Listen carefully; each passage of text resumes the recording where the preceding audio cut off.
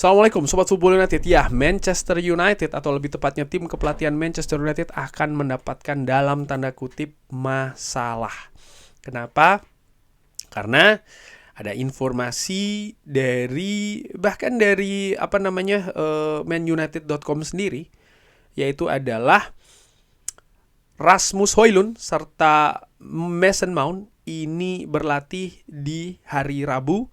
Ini terkait persiapan ke Selhurst Park menghadapi Crystal Palace. Wow, jadi ternyata dua pemain ini sudah kembali latihan, bahkan bersiap untuk ke Selhurst Park menantang tuan rumah Crystal Palace. Ini kabar bagus bagi fans ya. Bagi tim kepelatihan Manchester United ini juga kabar bagus, tapi sekaligus juga kabar masalah, dalam tanda kutip masalah yang menyenangkan ya. Karena ya masalah yang tidak menyenangkan terkait dengan skuad ketika mereka cedera, tidak tersedia, ini masalah juga. Tapi ketika terlalu banyak pilihan, ya ini masalah, tapi masalah yang menyenangkan. Karena ada banyak pilihan di sana, tinggal disesuaikan saja dengan taktik yang ingin diterapkan ya. Højlund, gue ambil dari Mirror nih, Højlund tidak tampil sama sekali sepanjang musim 2024-2025 ini setelah dia mengalami cedera ya di preseason ketika menghadapi Arsenal. Pemain internasional Denmark ini menderita hamstring dan ya dia belum sama sekali tampil bersama Manchester United. Sementara Mason Mount ini mulai dari awal ya sebagai pemain starting 11 di 2 pertandingan awal Premier League. Bahkan sudah dimulai ketika menghadapi Manchester City di Community Shield. Pemain atau mantan pemain Chelsea, mantan pemain bintang Chelsea ini ya ditarik setelah babak pertama selesai ketika menghadapi Brighton. Juga sama, ada permasalahan hamstring. Tapi ada kabar kalau keduanya ini akan bisa jadi tersedia ya ketika Manchester United menghadapi Crystal Palace. Sekali ini bagaimana tim fitness ataupun kebugaran dari Manchester United ini juga berusaha untuk bisa mengembalikan keduanya segera bugar secepatnya. Nah, ini menurut gua hal yang akan menarik juga untuk dilihat bagaimana tanpa dua pemain ini ya, tanpa Rasmus Højlund, tanpa Mason Mount, Manchester United tampil luar biasa di 2 pertandingan terakhir ya kan, menghadapi Southampton dan juga menghadapi Barnsley. Apakah kedua pemain ini ditinggalkan saja? Oh, enggak seperti itu ya, karena ya 11 pemain yang diturunkan di awal ataupun juga skuad Manchester United ini kan mereka juga memiliki dinamikanya masing-masing. Naik turun. Ketika mereka turun diharapkan ada pengganti yang bisa menaikkan kualitas permainan di atas lapangan, atau ketika mereka absen dan lain-lain. Pun juga dengan taktik ya, karena pemain memiliki karakter yang berbeda, memiliki visi yang berbeda, gaya permainan juga mungkin berbeda yang bisa disesuaikan ataupun digunakan oleh tim kepelatihan Manchester United untuk menghadapi tim-tim yang berbeda. Nah, Mason Mount, gue melihat di 2 pertandingan awal Manchester United ini tampil luar biasa ya, pergerakan pergerakan tanpa bola, terutama pressing dari Mason Mount. Pergerakannya dia juga sangat aktif sekali dari depan ke tengah dengan cepat. Ini menyulitkan kubu lawan menurut gue, dan ini merupakan kunci dari Manchester United ketika menghadapi Fulham, juga di babak pertama ketika mereka tampil bagus menghadapi tuan rumah Brighton. Dan pergantian Mason Mount pada saat itu memberikan perbedaan permainan secara drastis sih menurut gue ya, dari cara Manchester United bermain. Nah, saat ini Mason Mount sudah kembali tersedia.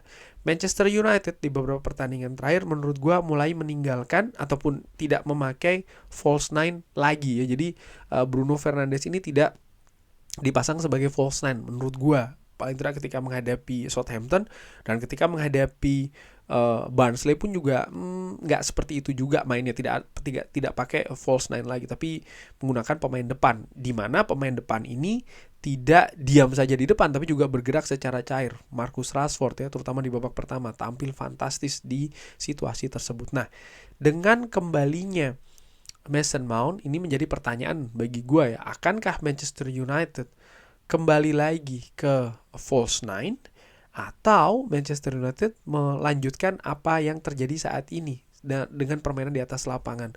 Gue tidak mau ngejudge bahwa false nine itu gagal, enggak, karena memang ketika menghadapi Fulham, ketika menghadapi Brighton, Manchester United bisa memainkannya dengan beberapa periode itu tampil bagus, mendominasi bahkan menciptakan beberapa peluang yang bagus sebenarnya sayang tidak bisa dimanfaatkan ya.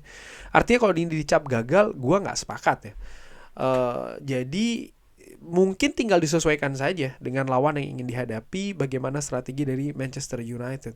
Tampilnya Bruno dengan Mason Mount ini memberikan situasi yang berbeda, taktik yang berbeda di atas lapangan. Mereka bisa menciptakan peluang-peluang bagus, hanya saja memang finishing pada saat ini sudah terlihat dari pertandingan pertama ketika menghadapi Fulham.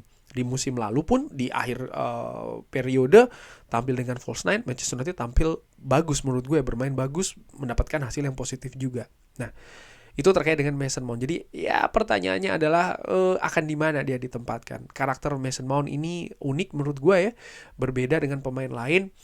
Dia versatile, dia bisa dimainkan di beberapa posisi.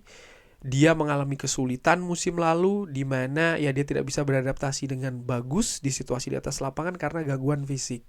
Nah, dia ikut di preseason Manchester United. Sebenarnya gue ada harapan ya terkait dengan Mason Mount ini di menghadapi di 2 pertandingan awal ataupun ketika menghadapi Manchester City pun ketika dia bermain, gue menilai dia tampil bagus menurut gue secara dengan amatir. Jadi memberikan harapan betul. Cuman akhirnya tuh harus di stop dulu ketika dia cedera lagi ya kan. Nah, gimana dia cedera lagi? Harapannya saat ini ya dia bisa lebih bagus lah dari sisi fisik dulu. Nah, ini balik lagi ya, dia akan seperti apa nih situasinya. Ini merupakan pilihan yang harus ditentukan oleh tim kepelatihan Manchester United. Dengan Rasmus Højlund pun juga seperti itu. Manchester United punya beberapa pilihan untuk lini depan. Ada false nine, ada Joshua Zirkzee, ada Marcus Rashford, dan kali ini juga ada Rasmus Højlund. Ada beberapa pertanyaan yang menanyakan, mungkin tidak ya Rasmus Højlund ditampilkan secara bersama dengan Joshua Zirkzee. Menurut gue tuh mungkin saja, tapi harus ada penyesuaian lagi. Misalnya ketika 2 pemain ini tampil di depan, siapa yang akan berposisi di sayap, siapa akan berposisi di lini tengah. Karena ketika mereka berdua tampil secara bersama, menurut gue formasi yang mungkin ya 4-2-2-2 atau 4-4-2 atau 4-2-4 itu sih, gue tidak melihat hal yang lain. Ketika misalnya dia bermain dengan 4-2-4, oke. Joshua Zirkzee tampil di depan dengan Rasmus Højlund. Siapa yang di kanan? Siapa yang di kiri? Siapa 2 di tengah? Ini kan juga akan ada adjustment atau penyesuaian yang harus dilakukan oleh tim kepelatihan Manchester United terkait dengan taktik. Ataukah mereka akan bermain bergantian? Ini juga merupakan sebuah kemungkinan, dan menurut gue bukan kemungkinan yang buruk ataupun jelek ya ketika mereka tampil bergantian. Misalnya Rasmus Højlund tampil duluan lalu digantikan oleh Joshua Zirkzee.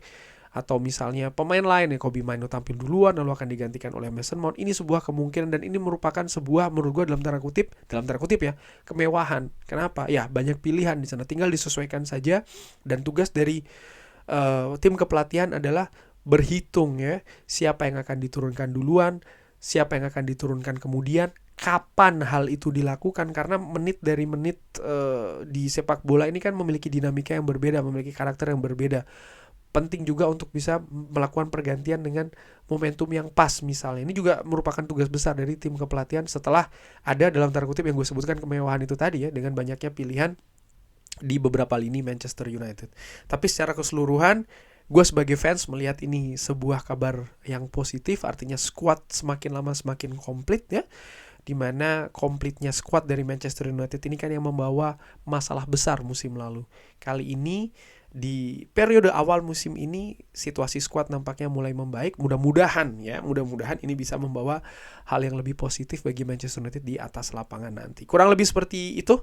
Bagaimana menurut Sobat Football United, dimainkan di posisi mana ini, atau siapa dimainkan duluan ketika 2 pemain ini bisa kembali ya, Mason Mount dan juga Rasmus Højlund? Silahkan drop di kolom komen. Terima kasih sudah menyaksikan.